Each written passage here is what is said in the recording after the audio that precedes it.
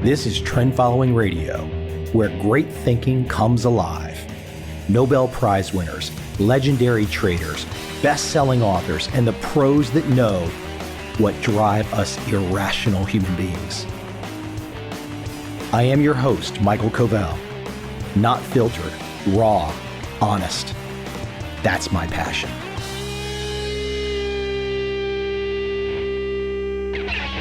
Let's jump right into the title. My guest has a very provocative title. It might even turn some of you off immediately. It is, why do so many incompetent men become leaders, and how to fix it? My guest today, Tomas Chamorro-Premuzic. He has a few answers. And guess what? From the beginning, this is not just an opinion narrative. This is looking at the data. What does the data tell us about leadership? Corporate leadership, for example. What do the numbers tell us? The analytics. I mean, everyone can have an opinion, but I'm a data guy, and I like other data guys. Tomas is bringing that data to a somewhat controversial subject, especially if you happen to be a male leader. I mean, think of it this way. Look around your office. Look around any office. Turn on the TV. Incompetent leadership, it's everywhere.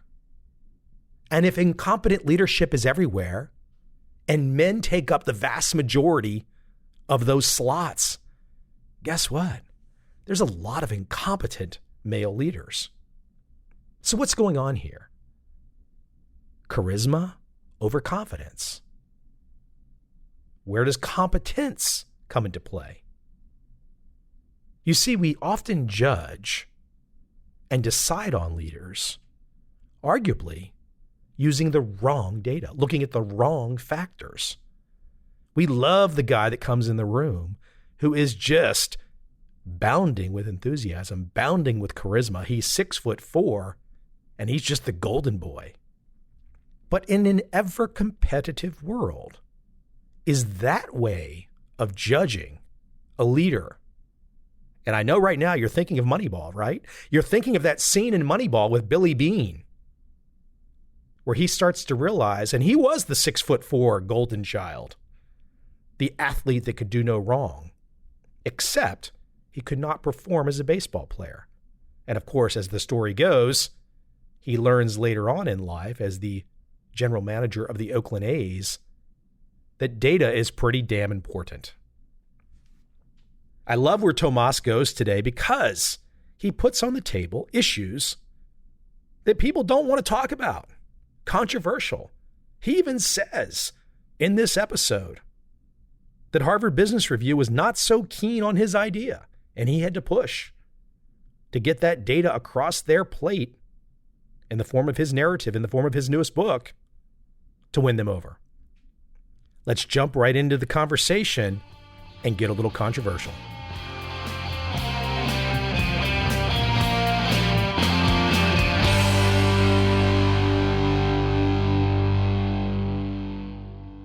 I've got a question, my opening salvo question. I don't think in 750 podcast episodes I've ever led with a question that comes from where, I'll tell the audience where the question comes from in a second, and you'll know immediately. But here's my opening question. Why do so many incompetent men become leaders? What an easy way to start the interview. Literally, the question is the title of your book, the best place to start, the controversial place to start. Well, the question is a question that most people have asked themselves for some time, I think.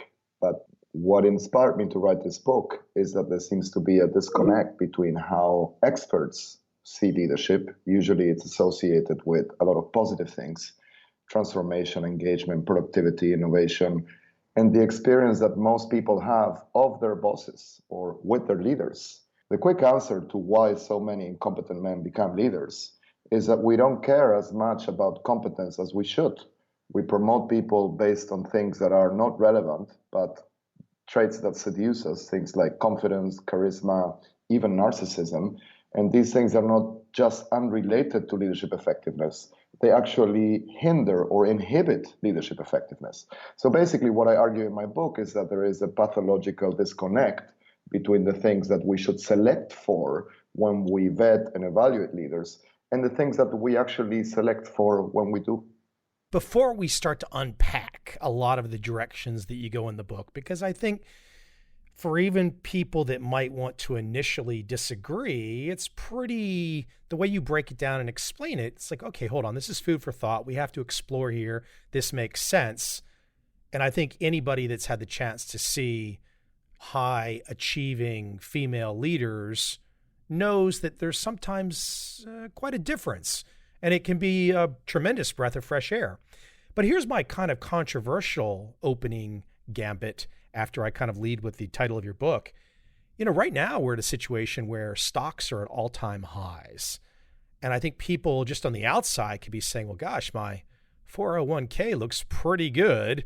These leaders must be doing something good. Before we even start to unpack where you're going, how do you respond to those kind of initial pieces of feedback where somebody might say, well, hold on, things aren't so bad right now. Do we really want to say that? And I know, look, this is going to get a little statistical in the sense that you're not trying to say all men are incompetent. You're not saying that, but you're going to say that from a statistical standpoint, there's data here that's telling us something. I'll start with the first part. And yes, people have often reacted a little bit defensively or seem to be offended by the title. The title is just a question. I don't know what part of that question doesn't make sense. What I'm saying is the underlying assumption here is that many incompetent men do become leaders. I'm not saying that all men are incompetent leaders or that all incompetent leaders are men. It's a little bit like saying, why do so many antisocial individuals or criminals or prisoners, why do men over-index in these populations? It doesn't mean that all men are antisocial, criminals, or psychopathic, but it would be silly to deny that there is a huge gender difference here. By the way, historically, people have focused on the gender difference that exists in the other direction, which is the fact that most of the people we think of when we think about archetypes of successful or effective leaders are also men. So yes, men over-index in general, but the interesting data point comes from studies that have looked at an equal proportion of men and women in leadership and find that women do seem to have an advantage when it comes to leading effectively. As for the other point you raised, I think it's a really, really important issue. Yes, the Dow Jones has been performing very well. The stock market is good. By all means, one could argue there have never been fewer people in poverty today than at any point in history, and that the world is getting richer and wealthier if you measure the increase in GDP. At the same time, inequality is at an unprecedentedly high level right now. More and more people are suffering from having their jobs automated or not benefiting from the progress that globalization wins.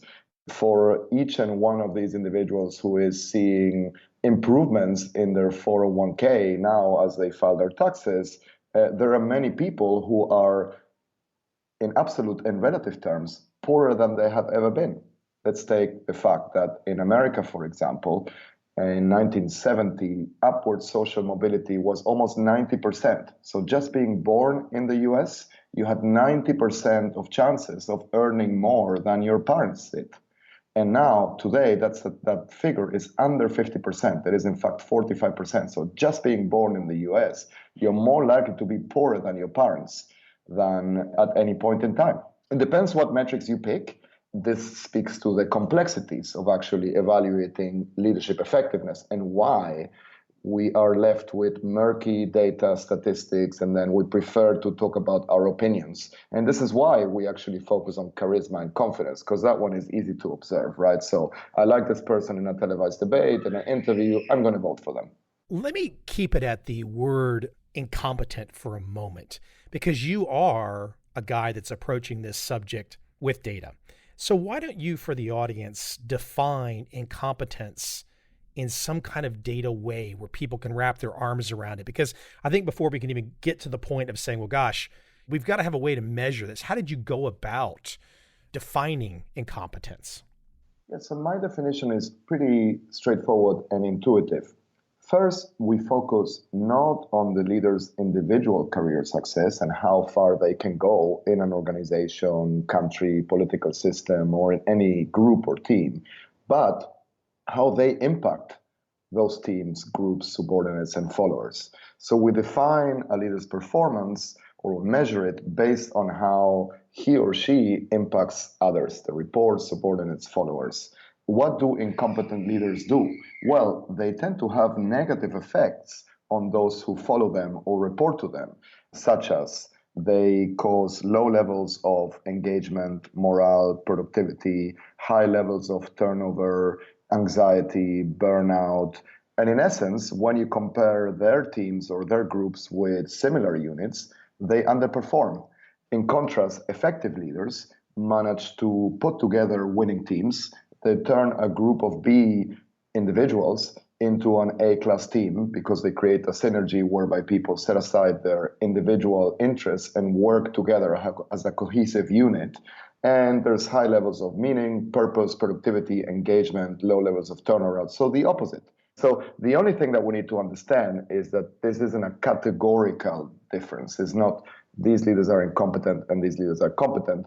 It's a matter of degrees. It's a quantitative scale on which we compare different leaders. And what you will find there is that the ROI is very well established. On average, leaders who are more competent have more productive, high-performing, more engaged teams and organizations. And that's why if we look at the organizational level, these organizations are top in their fields, industries, rated as best places to work in, and have higher market caps, stock price, profits, revenues, etc. So there is a clear connection between what leaders do in any system and how that system performs. Building on my point about the Dow being at all-time highs, people are probably thinking, how in the world do leaders that perhaps lack this competence get to be at these positions of power in these very successful companies? I mean, I think that's the real crux. And I'd love for you to outline, it's kind of the crux of your book is like, how does this even happen? And look, we're going to keep breaking this apart over the course of our conversation, but how does it even start to happen from your perspective? Let's not forget first that in 2006 and 2007, we were equally excited by the performance of the stock market, the housing market, and then we all know what happened, right? It's like just over 10 years from the last global financial crisis.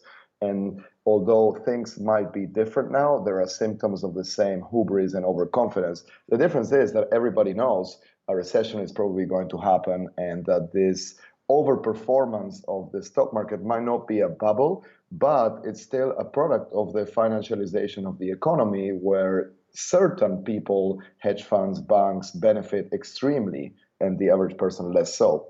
How it happens? Well, sometimes this type of leaders who are not necessarily effective or competent or altruistic can cause short-term benefits to their organizations, right? I think there's first the trade-off between what's good for the organization or the leaders in the short term and what's good in the long term. The typical example is a company that grows steadily short term through acquisitions inorganically, and then at some point has no ability to integrate these acquisitions, no innovation, it's just basically artifacts that seem to make it bigger, but no vision or long-term sustainability.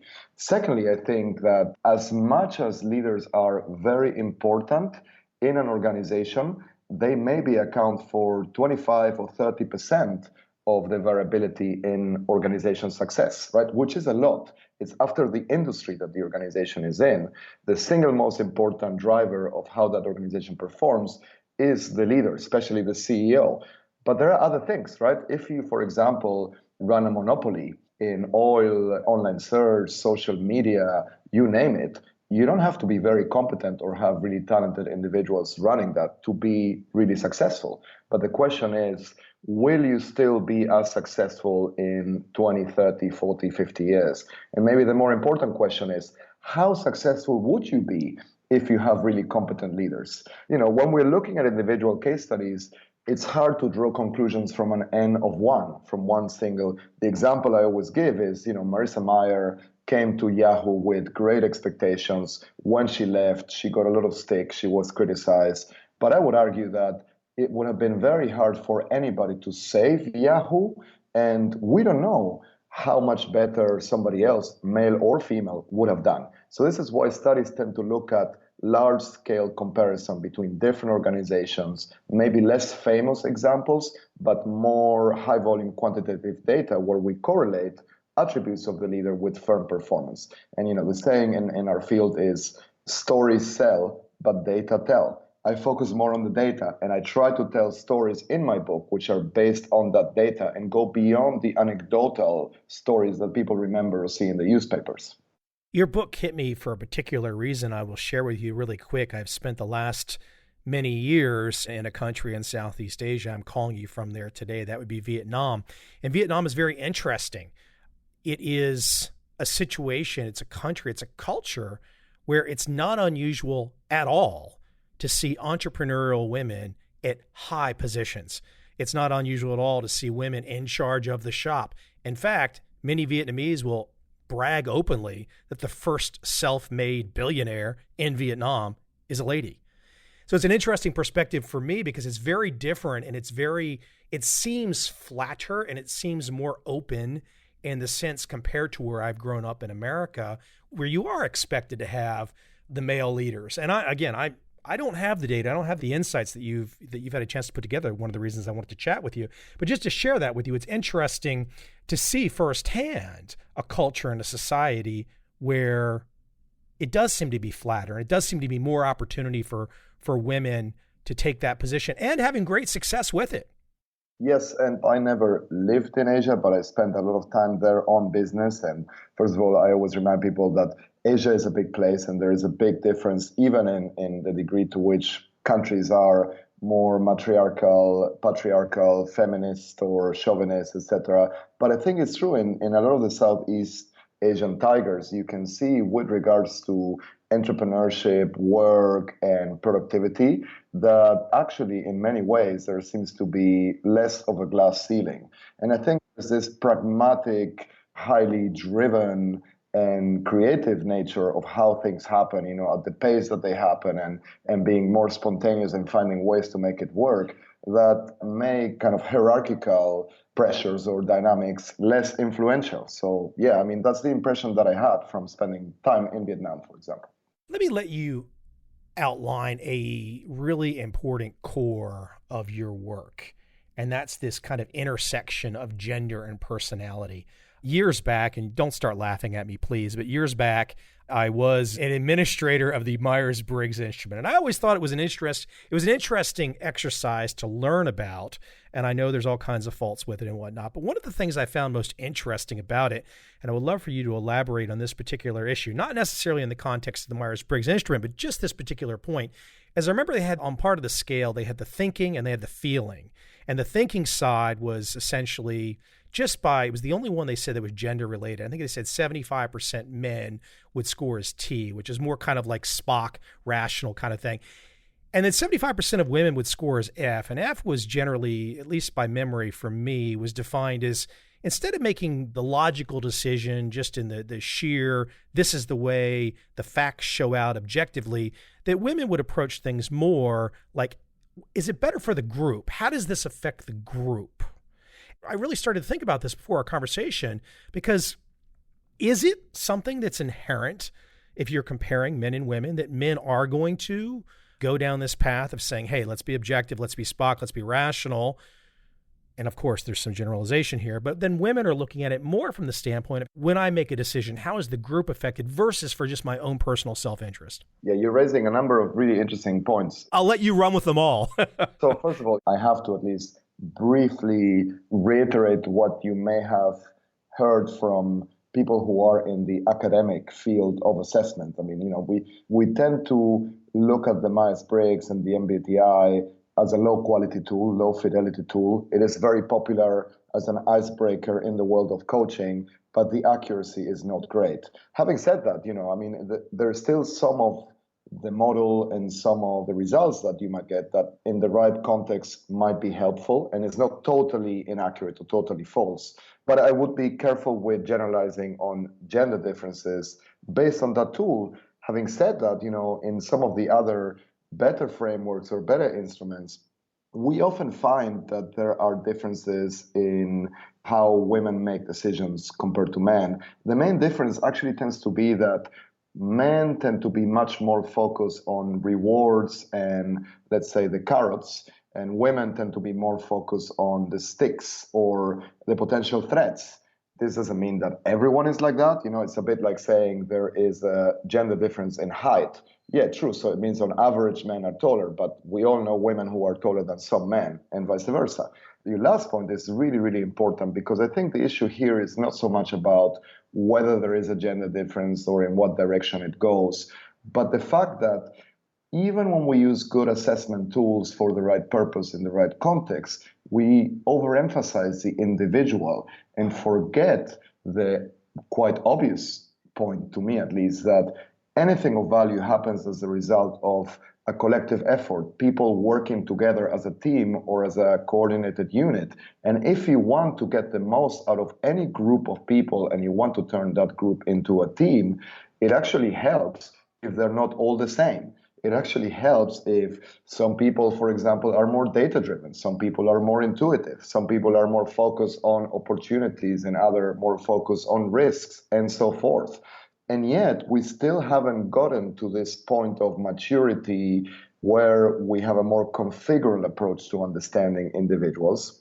It's done when we evaluate or profile leaders, but what we need to understand is that there is a healthy degree of balance and complementary that will predict whether people are going to achieve something as a whole. And one of the fundamental problems when leaders and managers select people is that they tend to select people who are very similar to each other. Even today, when we hear there is so much interest in unlocking the diversity challenge, actually, it's a lot harder to manage people who are different from each other. It's a lot easier to manage people who are all the same.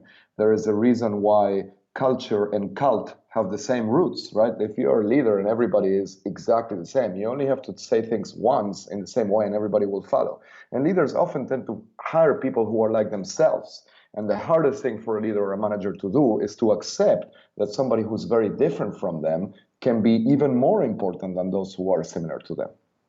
Let's keep it at a point you just made a second ago, a word that you put out there in our conversation, which is it's an interesting word. There's a lot of discussion that can happen there, and that's the word predict or prediction. Why don't you speak to the ability from your perspective of the assessments beyond the base level crude one that I mentioned, that I knew you were going to slam me on that one, but it was my only frame of reference that I had.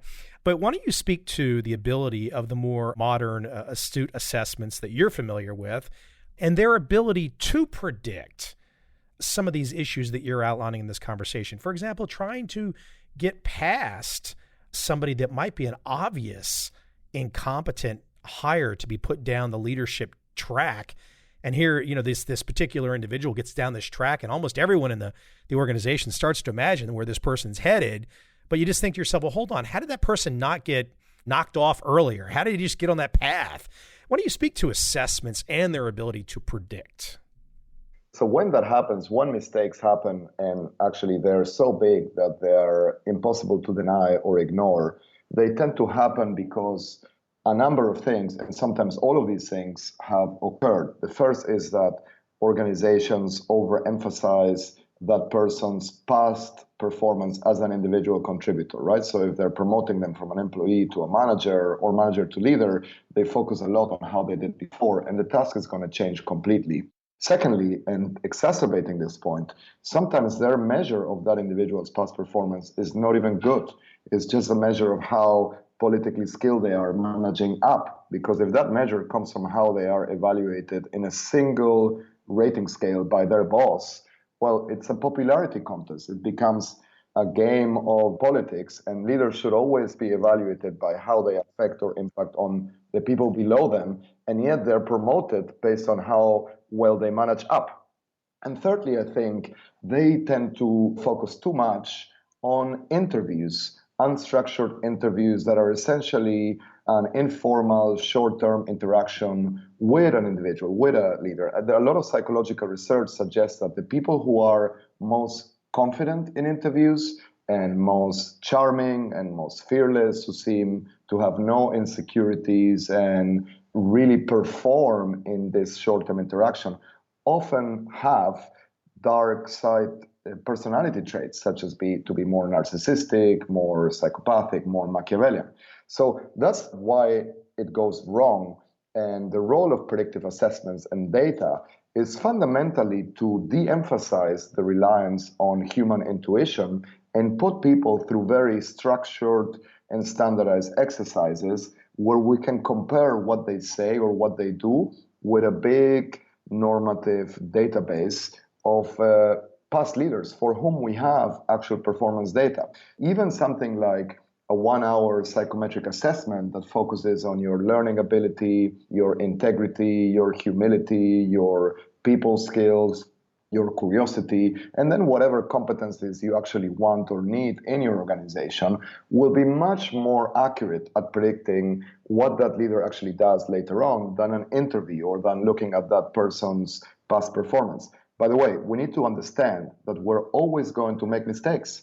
We're never going to get it right 100% of the time. And unfortunately, people remember the mistakes that happen through solid and proper scientific assessment tools more than those that happen when humans are in charge.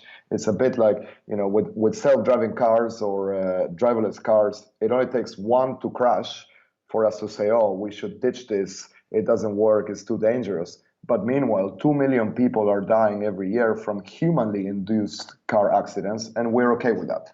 And the same happens really in the scopes of human-led or intuitive selection versus scientific selection. You make a good point in the sense of, as we think about mistakes, the real issue is not that we're not going to have mistakes. There will be mistakes. There's always uncertainty. The real issue becomes is, what is your process?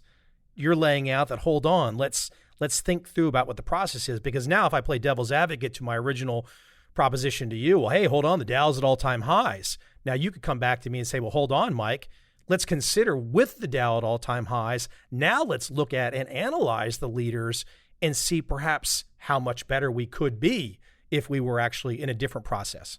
Exactly. I love that. And, people always say, oh, learning from your mistakes. Well, you have to be able to learn from your successes. To learn from your mistakes is actually pretty easy. We all do that, right? I mean, unless you're so deluded and so narcissistic that you're going to blame others all the time. Everybody has the capacity to say, oh, I should have done it this way.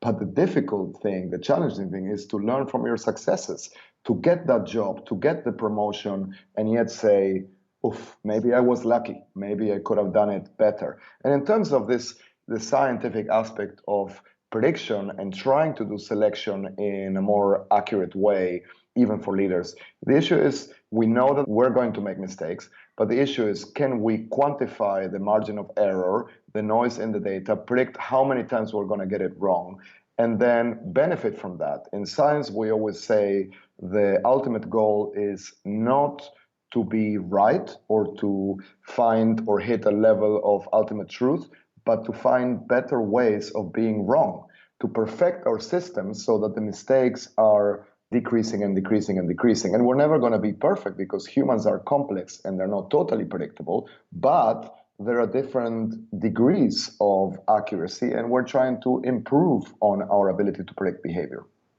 You're kind of reminding me as this conversation goes on about the famed baseball movie that came out in the States in the last handful of years, Moneyball, where you have the baseball scouts attempting on gut decision-making on how somebody might look. That guy is 6'4" and he's 210 pounds. That guy's going to be a CEO. Hold on, that woman is 5'5" and 115 pounds. There's no way she can lead an operation of 30,000 people. I like that movie. I think it really kickstarted the popular conversation around analytics, but that's exactly right. A lot of the times the data will show you things that are intuitive and that you may have known, and it's just the potential to scale it and make it more effective because you don't have to pay attention to it yourself. But a lot of the times it will really highlight things that are counterintuitive. And this is the interesting and fascinating side of that profession. Ultimately, our goal is to help organizations find the rare find, people who might be stars or who might be the key performers or key contributors, but under the current criteria and systems are overlooked. And that's obviously unfair, and it defies the idea of meritocracy, but it's also a big lost opportunity for organizations. Why don't you speak to the glass ceiling for a moment? You mentioned it briefly before, but why don't you try and give the audience some sense of the metrics in terms of women's ability? And I guess we were speaking maybe of, I don't know what particular country, I guess maybe US, Western Europe, how women's opportunities are stunted or hindered because of just old line biases and the glass ceiling and whatnot. How do those numbers shake out in terms of what does the corporate leadership by male versus female in the US look like for the Fortune top 500 or something? How do these things shake out? These statistics change to the point that even the ones that I reported in my book when I finished writing it about a year ago are already slightly different, but they haven't changed very much in the last 10 or 15 years. First of all, most of the data we have comes from public companies because they report it, and so we don't really know what goes on behind the closed doors of private companies. This is important to highlight because you can imagine that, especially today, public companies, listed companies, are under a lot of pressure to show that they're doing something for gender diversity. And yet, if you look at those data, for example, even among the S&P 500 companies, again, which are much more committed to gender equality than smaller SMEs or smaller firms, women make up almost half of the workforce, but then 35 or 36% of first-line managers and mid-level managers. When you go up to senior leadership and executive levels, women make up only 25% of that group, 20% of board members, and only 6% of CEOs. 50% of the labor force and 6% of the CEOs. Correct. We have seen progress, especially at the level of mid-level managers in the last 10, 15 years. But at the top, it's just they're hugely underrepresented.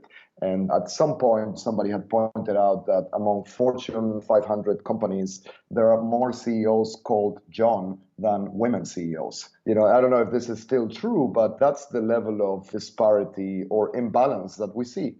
And I think sometimes the assumption that people are making is that the type of profile that women typically have and what the leadership style of the display is okay for mid-level management, and it could even be advantageous for mid-level management, but it's not good enough for higher strategic roles. And there's absolutely no substance to that. You will also find, by the way, that when you look at what roles female executives have, they occupy the typical, some people refer to these as pink ghettos. There are some roles reserved for senior leaders who are women, like chief marketing officer or CHRO, because traditionally we see them as, okay, that maybe they are less important, more feminine, etc. But I mean, there's absolutely no substance to that as well. This is the case of perceptions trumping reality and perceptions becoming self-fulfilling and driving this distribution. And I'm not saying that things like paternity, maternity law,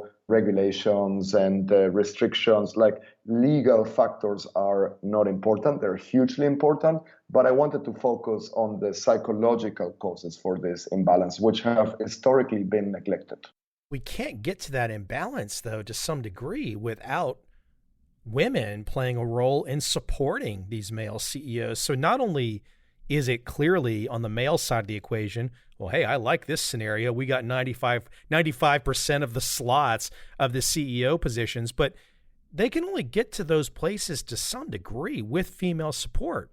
I like the way you phrase it, but because, first of all, if you look at some of the defensive reaction that people, usually men, have had to the arguments in my book, it is because, it's like you have these 95% of the places or quotas almost assigned to you, and suddenly there is the threat that you might risk losing some of them. It's a little bit like if Ivy League universities kept or reserved a number of places or quotas for people who come from very good, rich schools, and then suddenly that's changing, right? You're going to complain and feel a threat. But the reality is there are just not enough competent men out there to occupy so many of these places. And there are a lot of competent women who could help. It's literally pure statistics. I mean, it's like, why are we just discounting 50% of the labor force? So I really focus on the ROI from a financial and productivity and performance standpoint, which does not mean that I disagree with the fairness or social justice approach or argument for increasing gender diversity. I personally agree with that. I adhere to that from an ideological and values perspective. But my assumption is that businesses are interested in making money and in being financially prosperous or effective, and that actually, if we try to make the point from a social justice or fairness perspective and we focus on what essentially is perceived as positive discrimination, having quotas, it backfires because businesses will perceive it as anti-meritocratic, when in fact, what is in place right now is not a meritocracy. Most of the leaders they have are not performing very well. If I was to take the other side of the argument and say, well, you know what, I hear some of the discussions about social justice and that ideology, and I want to go on the other side of that. But that's beside the point for this conversation, for this book that you've put together, because you're not looking at those issues. You're just saying, what's the data telling us? Yeah, I'm saying that in essence, the conversation as to whether it would be fair, just, or moral to have as many women in leadership roles as men, it's a political discussion. It's a matter of ideology and attitudes. So I'm leaving that aside and I'm saying what would happen if our goal is to improve the quality of the leaders? What would happen if our goal is to make organizations as successful, as effective as possible? In essence, if you review the data that shows that women are slightly better equipped for being leaders in the world today because they over-index in things like emotional intelligence, self-awareness, humility, integrity. If you focus on potential or talent, you will not just have more women in leadership, you will actually end up with slightly more women than men in leadership. This is why, to me, the best gender diversity intervention is to focus on talent, not on gender. Let's go big picture for a second. We've kind of hinted at some of these issues. It's just broad strokes, but I want to let you elaborate.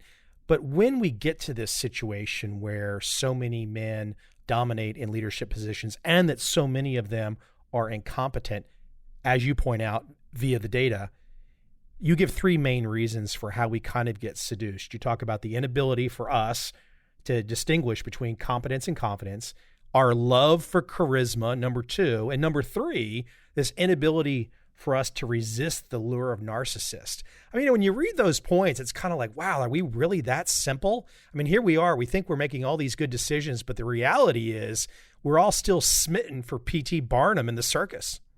On the one hand, it's very disappointing given that we've known P.T. Barnum and the Barnum effect and these issues for at least 5 or 6 decades and that they have been scientifically explored.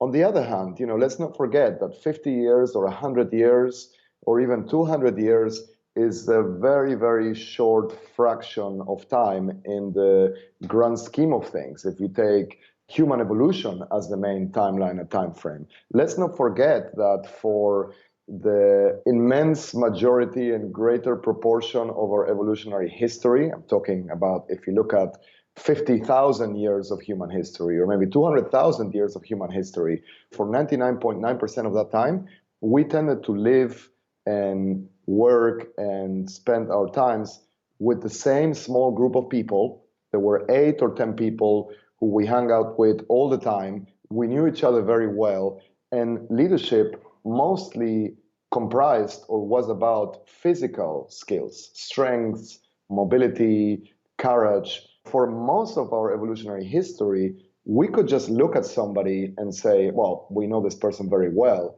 and I know whether I should follow that person or not. Fast forward thousands of years in time and look at where we are today.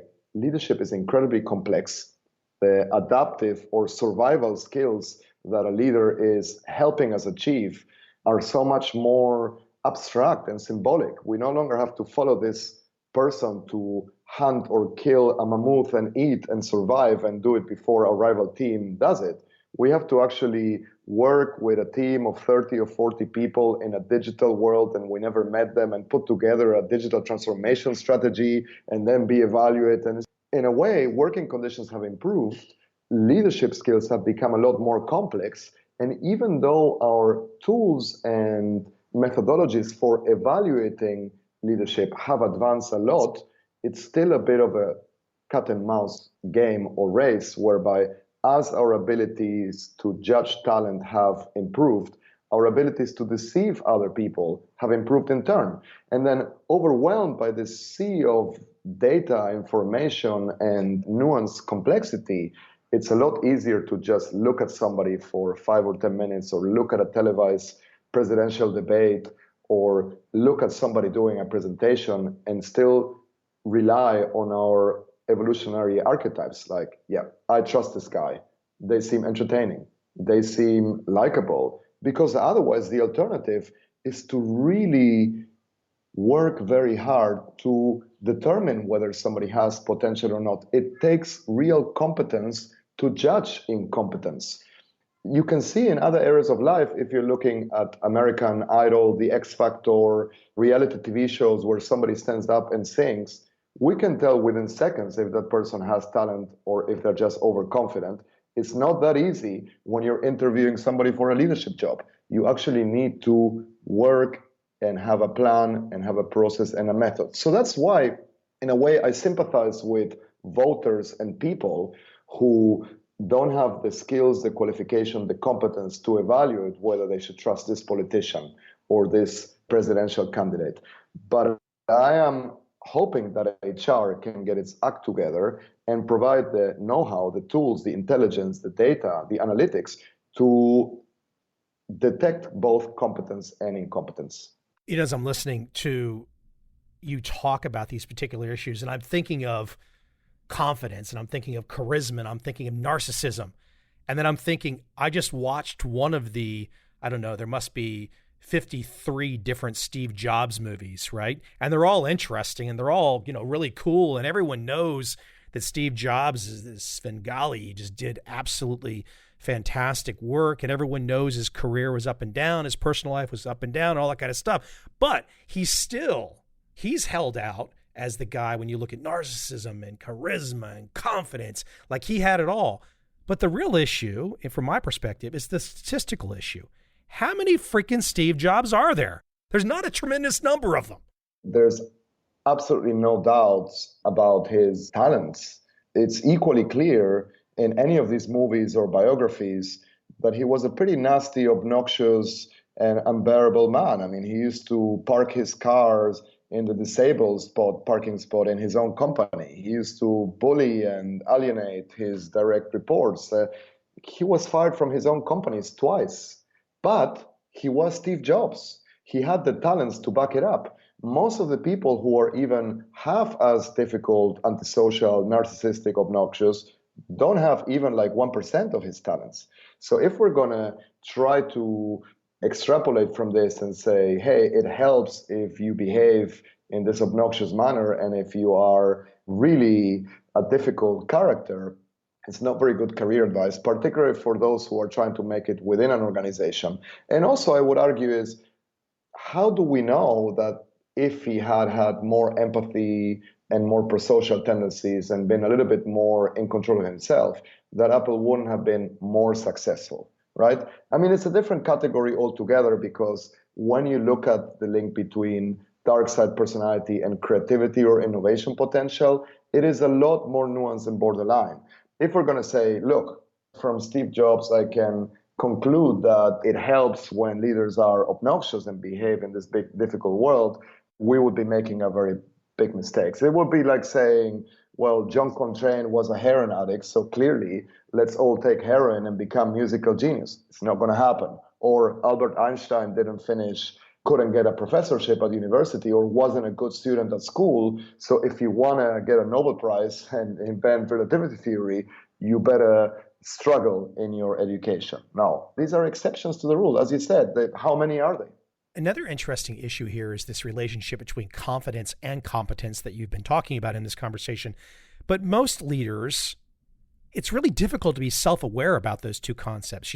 What is my competence level? What is my confidence level? Where am I on the range? Am I just completely confident with no competence, or am I completely competent with zero confidence? It's a really interesting conundrum, isn't it?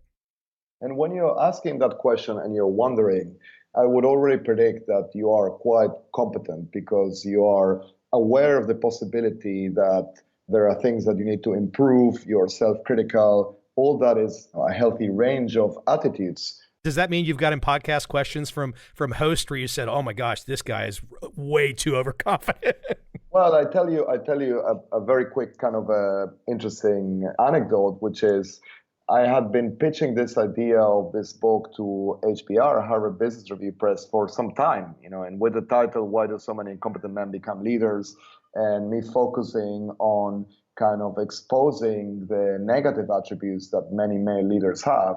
It took them a while to agree to the proposal because they said, hey, we can't do this. 60 or 70% of our audience and the potential readership of this book would be male executives. I did tell them, don't worry, the majority of these people won't realize that the book might be about them.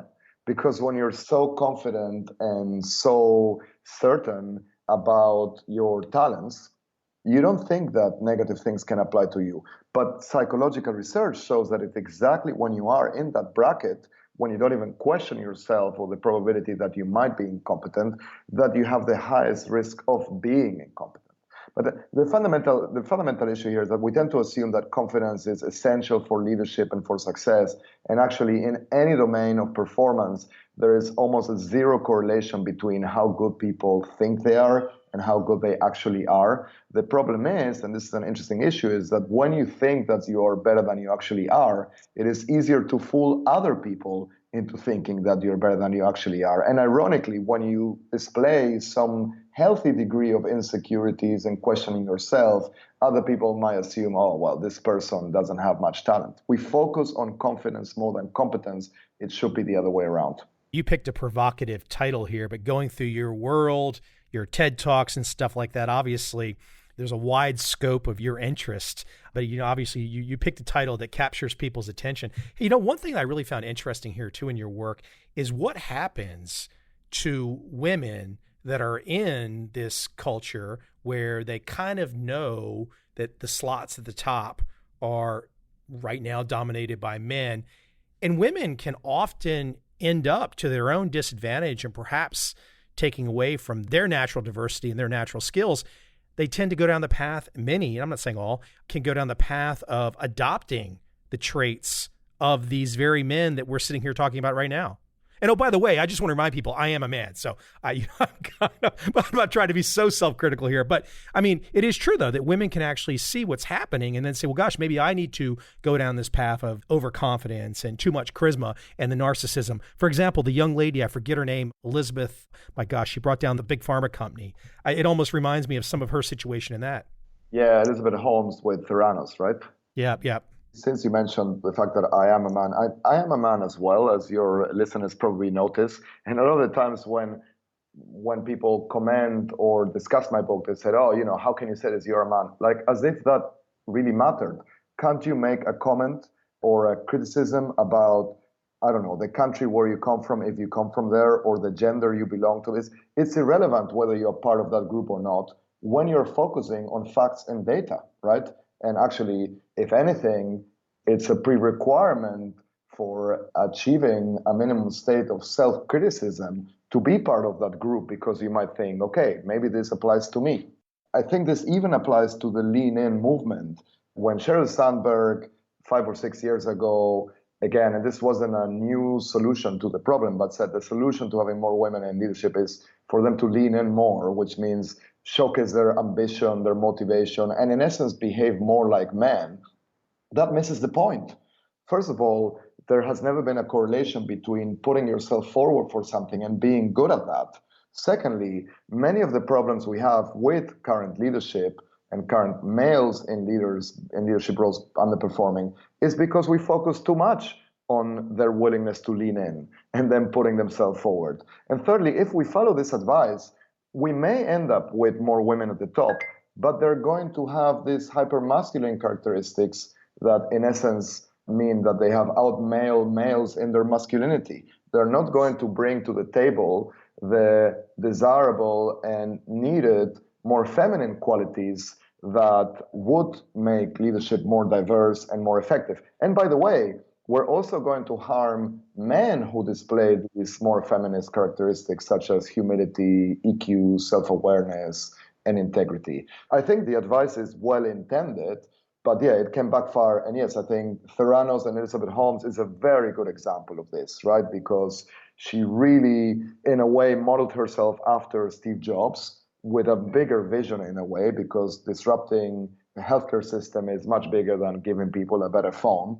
And she engaged in the same charming, psychopathic, antisocial tactics of manipulation, but they worked precisely because she perfected the flawed rules of the game that are in place now. So what we need is not to ask people to thrive within these rules, which aren't working, but to reassess what the rules should be and create new rules for the game so that different people get to the top. You mentioned a second ago the idea, can we have this conversation? I don't care what the conversation is. It could be religion, it could be politics, it could be my home country, it could be wherever. I don't care. The way I look at this is it's scientific method. There's got to be the ability to think. There's got to be the ability to get under the hood and see what's going on. And my gosh, the moment we lose that ability, if we do ever lose that ability, what are we left? I mean, that's what's fun, is to trying to figure out how to improve things, how to make things better. And if you feel like you can't say something or you can't look at something just because I'm part of a group, come on, you're not really a learned individual, are you? I'm not speaking about you. I'm just saying that, the person out there that's thinking, oh my gosh, I can't believe you guys are having a conversation about men being incompetent leaders. I'm turning this thing off. I'm not listening. Censorship has never been healthy.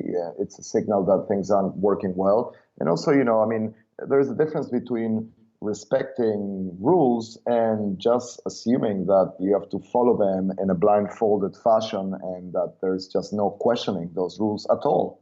Tomas, I appreciate you coming on today. Cool stuff. The book, Why Do So Many Incompetent Men Become Leaders and How to Fix It. We really didn't get into the how to fix it today. We'll have to let people take a good read, but people can start to understand paths to go on. I mean, first off, just acknowledging that there's an issue here to be thought through is halfway towards the solution, I suspect. Absolutely. And the last chapter provides a solution. If you want the short answer, it's very simple. Follow the science, distrust your instincts, and don't make it easier for women to become leaders. Make it harder for men to become leaders, especially when they're incompetent. Is there a website we can send people to? Where would you like to direct the audience? All information, including reviews of the book, my wider work, and examples of some of the research I mentioned can be found on my website, which is www.drtomas.com. And it's Tomas with no H. So drtomas.com, Dr. Tomas with no H.com. Tomas, I appreciate you coming on today. Thank you very much. Thank you for having me.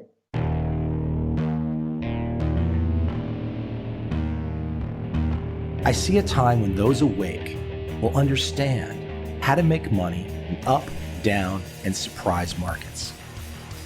Whether new trader or experienced, college student or financial advisor, protecting against a crash or just trying to make a lot of money, Trend Following offers everyone an answer in uncertain times.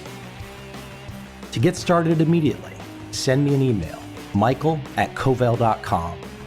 I will send you the right trend following steps to take along with my free video.